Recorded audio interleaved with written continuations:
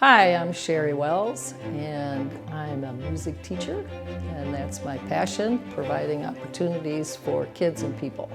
My first instrument was the accordion. I had 6 free lessons on the accordion that my mother found, and I loved it because we played in an accordion band, and I was only in 3rd grade, but then at the end of 6 weeks, they wanted you to buy an accordion, and my parents couldn't afford an accordion. We had a piano. She said, I really want you to learn piano. And so I switched to piano lessons and took piano lessons.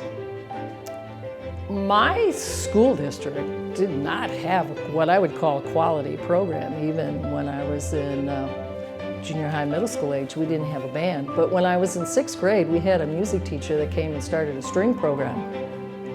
And oh, I was enamored with this new small violin, or whatever. It wasn't that small, 6th grade, it was a little bit smaller, but I started learning violin, came easy to me. But that teacher left.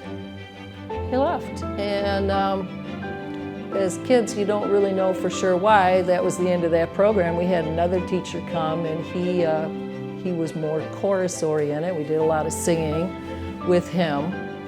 And came time to start high school, and my high school had a wonderful program.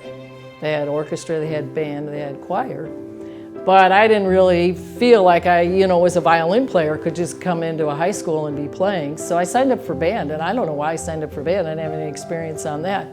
But they found out that on the first day of band class, they have you fill out a little note card and come to find out that I had played violin some. So the orchestra director talked me into joining the beginner orchestra. They had a high school beginner orchestra. And I started back in, kind of as a beginner, kind of behind everybody, but as a beginner. But he was recruiting people, and there was others. Music for me kind of became these wonderful opportunities that just sort of directed my whole life. It wasn't just music opportunities, it was the life opportunities, that music provided. Well, I taught from 1986 to 2003 before I started any strings. My string involvement was playing a song for my classes at least once every year so they could experience a violin. Well, for one thing, I feel that not every kid wants to blow a horn or bang a drum. And so they should have this option of being able to play string instruments. And I also feel that the string instruments are some of the most expressive instruments that can be played. The school program in the elementary district is an after-school program, and it's kind of a little bit of a strugglesome program because its instructional time is all large group. There's no small group instruction. Kids can seek help outside of that if they want to and do lessons. But basically they're practicing in their large group once a week, and there's no cost for that in the school district except to rent an instrument or provide their instrument. Most of them rent because the instruments come in sizes, and you want to build up a rental credit before you buy one. You want to wait till they're on the full-size instrument, usually before you would purchase one. I have a 4th grade group, a 5th grade group, a middle school group, string club, which is high school mostly, but not totally. Middle schoolers, adults, anybody can participate in the string club. It functions as a community group. It's all volunteer. It's community service for the high schoolers because we perform in the community and are available that way. And then I have a homeschool group that I work with during the day. And since we're after school, the groups have always been open to feeder schools and other people in the community too. The biggest challenge is not enough time with the student. The 45-minute practice after school goes very quickly.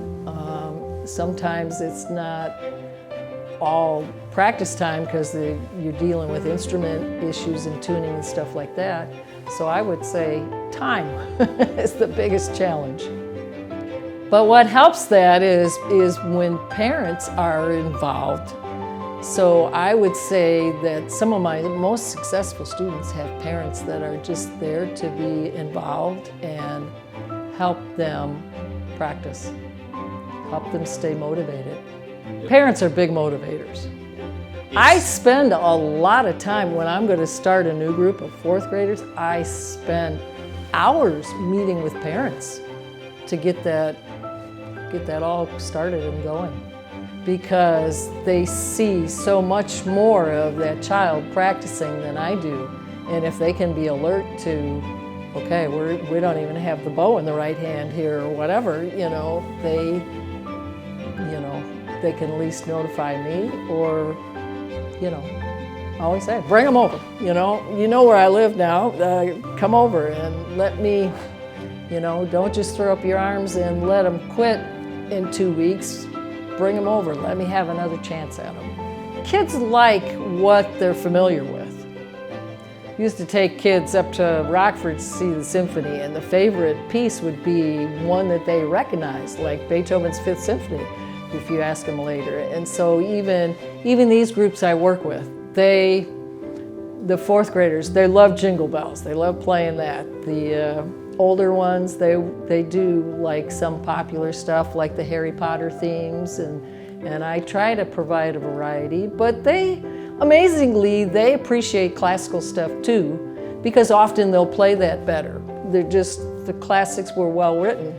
And Beethoven, you can play Beethoven and sound like you're really playing well, and it's not that difficult of a piece.